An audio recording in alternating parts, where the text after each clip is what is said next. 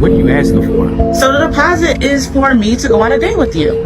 It's what Nobody's paying. That's what type of world are we living in of dating? No one's paying nobody a deposit to see them in person. So you would normally expect a deposit for something big like a house or a car, not for going on a date. It just doesn't add up in most situations. However, what you're about to hear today takes things in a very different direction. We've gathered some of the most unusual and surprising couple moments that have been shared recently. Stay with us, because each story brings something unexpected, and you won't want to miss a single one.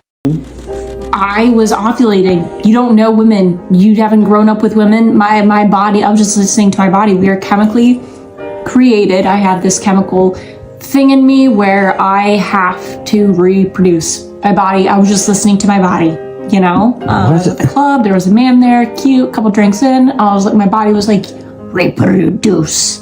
What are you talking? So you're blaming science for you cheating? Yes, I had no control. Okay, yeah, you didn't have to go home with him. You obviously don't understand what it's like being a woman. Like, my body is chemically built so that I have to reproduce, and I was just listening to my body while I was ovulating. My body was screaming. All right, well, my eggs were like, let me intertwine with his sperm.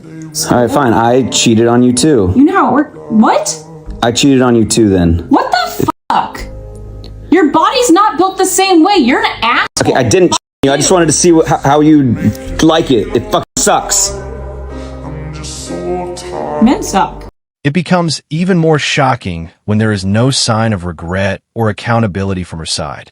The situation escalates quickly the moment he admits that he cheated only to test her reaction. Her response turns intense and uncontrolled almost instantly. What makes this even more controversial is the clear double standard being pointed out. The idea that one partner is not allowed to behave a certain way, while the other feels justified in doing the same, raises serious questions about fairness in the relationship.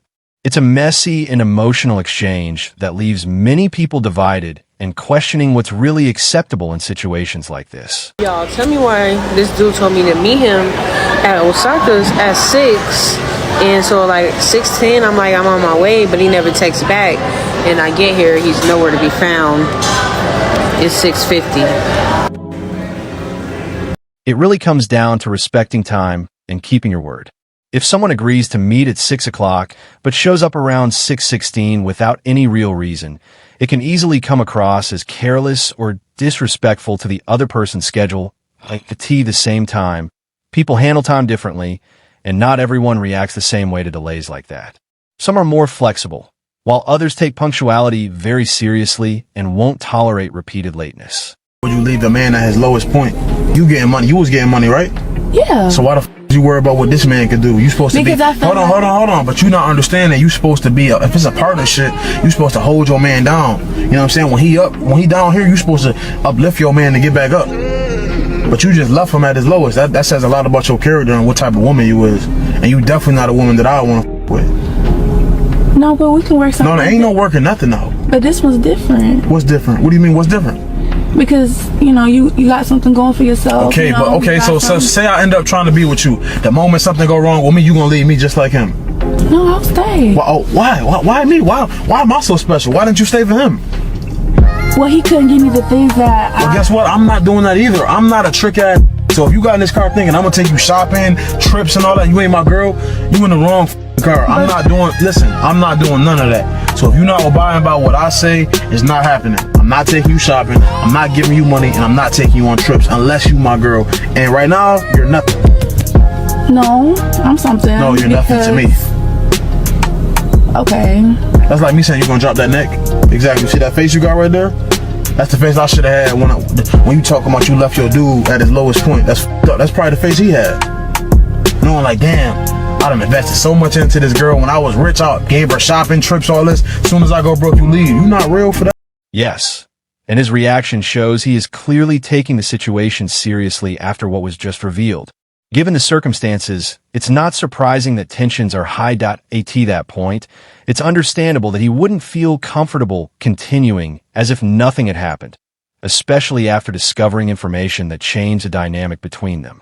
What follows is an emotionally charged moment where trust and reactions collide, leaving both sides on edge and the situation difficult to move past. Sure. You go home with him, alright? You're not coming back to my crib. Are you serious? What's wrong with you? Nothing. I just was. Nah, Who is this?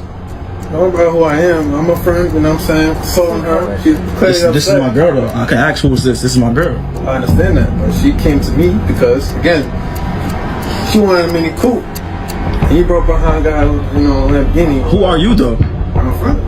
All right, you have no say right now. This is my girlfriend. I got a lot to say because you ain't doing your job, partner. Who not doing their job? How do he know me? Who's this? You don't take the trash out. You crying? When she asks you to cook, you don't cook. I don't take the trash out. Oh, so you must be telling him business. Hey, business? You just told me shut up. If you had your business playboy, you would no conversation. I'm confiding in him as a friend. It seems like I got something going on. If you hiding something from me right now, let me know now. Let me know. I'm a man. You can tell me. Bro, trust me, something going on, you would know, playboy. So who was you talking to, though, bro? I don't know you, bro. And stop acting like you know my girl. This is my girl. I live with her. I know her favorite. What's wrong? I know her favorite food. Lobster. Oh. Okay. Oh, okay. Aries. Oh. Yeah. Oh. Yeah. I know a lot, brother. So listen, explain to me right now what's going on. That's basic information. Explain to me right now what's going on. Coworker talk. Co-worker talk. So he know your sign. He know you like lobster. He know you like blue. He know your favorite car. You know I don't take the trash out. Oh my gosh. So you must like him. And this what you be doing when you saying you at work. You at work with this man. Are you serious? I mean, you making money together, so I mean. Yeah, I'm making money together. Are you serious? Like, why do he have all the information that I'm not embarrassing you? It was a day I was late for work, and he asked me why. Because you didn't take the trash out. It's nothing wrong with that. So that's his business. Okay. So that's his business. Okay, no. Yo, listen, man to man. She told me because you're short, it's hard for you to put the trash so she got. Oh, okay. All right, listen. This says enough. I'm a man. I want you to explain to me what's going on right now so I can go my separate ways because she's not going to tell me. What's going on is I'm handling your business, playboy. Oh, okay. You know, I can get a mini coupe. Play, you can't. That's a fact. We just saw that. Listen, make sure you go home with him, all right? You're not coming back to my crib. From that perspective, the man's reaction can be seen as him sticking to what he believed were reasonable expectations for the situation. In his view, a date is meant for two people. So bringing along an extra guest and expecting the same treatment may have crossed a line for him. The hat stands out most is how surprised everyone seemed by the outcome. It highlights a mismatch in expectations about what a date should look like and who is responsible for what. In the end, it became a moment where assumptions clashed, leading to frustration and disbelief on both sides. You got the salmon too? Like, for real? I know you had to eat, but what I'm saying is, like, you know how my budget is, like me for like I can't keep buying all this expensive food. Hey girl. Hey, did you get my strawberry lemonade? Yes. Oh hell no. Who is this? This is my friend. Okay. Your friend? Who paying for food? You are. No. Okay, no. I'm not. Listen, man, we gonna go intimate. No. If you want to be with a woman, Miss Calvert, my friends come with us, so you need to buy her drinks. Drinks? She still want those Brussels sprouts? I do. Okay. Oh, but she ain't get no salmon too, though. She ain't get no salmon. If she wants salmon, she can get the salmon. Okay. You're being rude, man. Like, who comes in on somebody else's dime? And she's vegan. You know what? I'm gonna show you what rude is. I'm gonna show you what rude is. Definitely. Y'all can pay for your own damn food. Y'all can pay for your own food. The situation becomes even more intense when the responsibility is shifted in a way that doesn't match what actually happened. After her actions are revealed, the focus suddenly turns to blaming him instead, which adds to the confusion and frustration in the exchange. What stands out here is the lack of accountability until everything comes to light. Only when the situation is exposed does the emotional reaction fully appear, which raises questions about honesty, responsibility, and how conflicts are handled in relationships. You're a loser. Wow. How am I supposed to be with you when I got these men all the time in my DMs offering me luxury cruises, mansions, all this different stuff, and then I come home to you playing video games in your underwear? It was good when we first started dating. That's 7 years ago. I've grown as a person, and you haven't. I've outgrown you. Wow. So after all these years, you have to tell me that about getting pregnant by another man? We couldn't separate for you. We couldn't have this conversation I mean, before we got to this part, things happen, but I had to find out you was pregnant. You weren't taking How low care of me. That's low. You were not. The bottom line is that you were not taking care of I'm me. a hard-working man. So I went into another man's arms. I'm a hard-working man. I gave you everything you asked for me. What more you want? I'm in here splitting half of these bills. You're not taking care of me. The rent is $4,000. So? A real man could pay that $4,000 and then some. I should be in the hills somewhere. You know, this is expensive. I gotta maintain with Botox. You know, like, you don't want me looking older. I gotta take care of myself. You don't pay for that. You have all these expectations. Sometimes moments like that do end up giving people clarity faster than they expected. When actions and reactions are laid out so openly, it becomes easier to see where things stand and decide whether the situation is worth continuing or not. In cases like this, it often forces a quick reality check, where emotions settle and the bigger picture becomes clearer. For some, that kind of situation can be a turning point that helps them step away from something that isn't working for them anymore. I'll tell you right now, I am not being submissive. If you want to be with me, you need to be the provider. You need to be the protector. You need to make sure my hair is done, my nails done, my feet are done. Look at my yard. I need my grass cut every single week. Don't worry about how many bodies I got. That's the past. God knows my heart. I'm not finna be cooking. I'm not finna be cleaning. All that is your responsibility. Me and my kids are a package deal. Trust me, if you don't want it, somebody else will. From what can be seen, the situation isn't entirely one-sided, and there are clearly mixed signals in how everything unfolded. He may have handled things poorly in some moments, especially given how the date progressed and the tension that built up between them at the same time. Her behavior suggests she was still trying to enjoy the experience, showing off the food and drinks as if things were going normally. That contrast makes the situation feel even more complicated and hard to read from the outside. In the end, it looks like one of those moments where expectations don't match reality, and instead of forcing it further, stepping away would likely be the most practical choice for both sides. We're at this Thai place. Look at the drink that he got. Hey, look at this shit. Look at this. Look at this.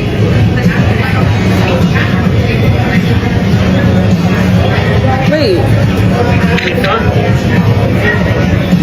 Why are you still talking there? Oh. Alright, gonna be 30-22. What the f is that? I don't know, but I'm paying for this right now. What's that gonna do with anything? What you see? I don't know what you're talking about. Why are you still talking to this girl? She texting me? What the f do you mean she texting you? Why are you talking about when you can link with The her? only thing I said to her was that I'm with you. And leave me I don't see that anywhere in them text messages. Yo. Bro, you in the whole fucking relationship. Come on, bro. No, it's not even come on.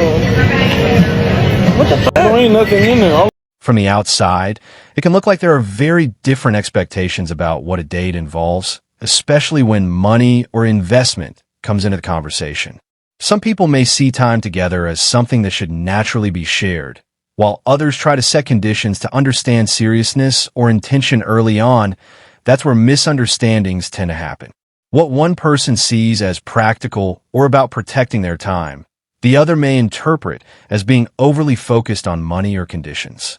In the end, it usually reflects a mismatch in values and expectations more than a simple right or wrong situation, and that's often when people realize they're not on the same page. So the deposit is for me to go on a date with you. I wasn't sure if I should show up or not because I didn't get the deposit on my phone. The deposit on your phone for what? What are you talking about right now? You was serious about that? Yeah, it's in my bio. It's in your bio. I didn't read no bio. What are you talking about? Everyone reads everyone's bio. What do you mean? What do you want? What are you asking for? So the deposit is for me to go on a date with you. You expect me to give you a deposit to actually meet you and to see if, like... Yeah, you want me to take time out to get dressed, put my makeup on, and come see you, and I don't even know your true intentions. So That's why you have a meet and greet. That's why we meet at a neutral spot, so we can just have a conversation. yeah, but if I did it that way, I would go on like 8 or 10 dates a week. I don't have time. I just want to. Nobody's paying. What type of world are we living in of dating? No one's paying nobody a deposit to see them in person. Listen, our time is done. You know what? And mine is too. And this was clearly not a good idea. I'll talk to you later. I'll talk to you later. If I was somebody to in the pocket. In reality, relationships don't really work well when one person is treated as the prize and the other is expected to constantly prove themselves. That kind of mindset usually creates imbalance rather than mutual respect, and it often leads to tension over time. From what could be observed in that moment, there does seem to be a shift in understanding as the conversation unfolds. It looks like both sides are starting to recognize that their expectations don't fully match, which is often where disagreements become more noticeable and people begin to reassess the situation. Why would I want a dominant woman when I'm the dominant one? Go ahead. Can I ask you a question? Go ahead. Do you think you're the prize? I know I'm the prize. You're the prize to the men you don't want. Okay. When you get a man that you actually want, please believe me, we're the prize.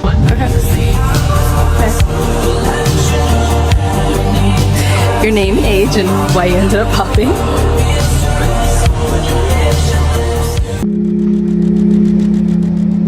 So you mean to tell me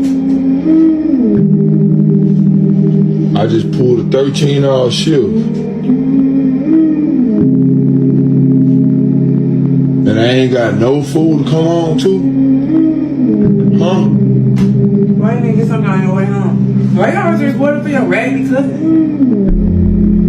Look, I just pulled a 13-hour shift. You being my wife, I pay all the bills in here. All the dishes clean, your clothes clean.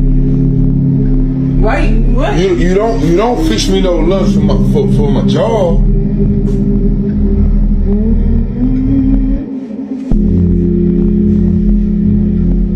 You eat. You work from home. Okay, I can't come home to a full course meal. Leftover that I had from last. Working 13 hours in a physically demanding job is genuinely exhausting, and it can push anyone close to their limit. When someone comes home after that kind of shift, they're usually running on very little energy and just want basic respect, rest, and understanding that in that context, small moments can feel much bigger than they normally would, especially if there's already tension building. What might seem minor to one person can come across as inconsiderate to someone who is completely drained. And just as things start to settle in, the situation takes another unexpected turn, setting the stage for an even more intense moment in the clip that follows. Show the world how you be doing. I don't care.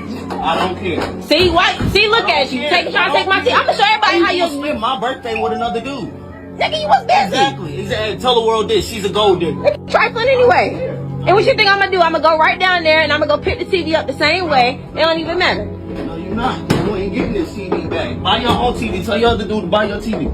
I'm not dealing with you. You stop following me. I'm gonna follow you anyway. Stop following the same way I pulled up on you at that crib too. I pull up on you there. I don't care. Like I said, she's a gold digger, bro. I'm a gold digger, but you. I'm a gold digger. I'm a gold digger, but you had some jugs in your face at the strip club. Nah, bro. Man. Come on, man. Jugs in your face at the strip club. Man, yeah, nah.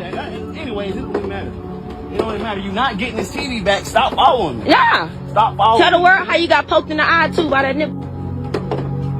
Till you look at you. Look at you. Yeah, you lame. You lame. Always talking like this. Why I don't want to be with you. And that's why I'm telling you right now. Stupid stuff. Yeah, I'm saying stupid stuff, but you left that out your conversation. You left that out your conversation. You're not getting this. All right, you can't even fit it in the trash. You're not getting it. You're not getting this TV back. You're not getting it back. It's a difficult situation to watch, especially when it unfolds on a day that is supposed to feel special and meaningful. Moments like that often carry a heavy emotional impact because trust and timing both play a big role in how painful they feel at the same time. These situations usually aren't as simple as pointing to one side alone. When things break down like this, It often reflects deeper issues between both people rather than a single moment standing on its own. And with that, the video comes to an end. Each moment shown brings its own reaction, and it's up to viewers to decide which one stood out the most.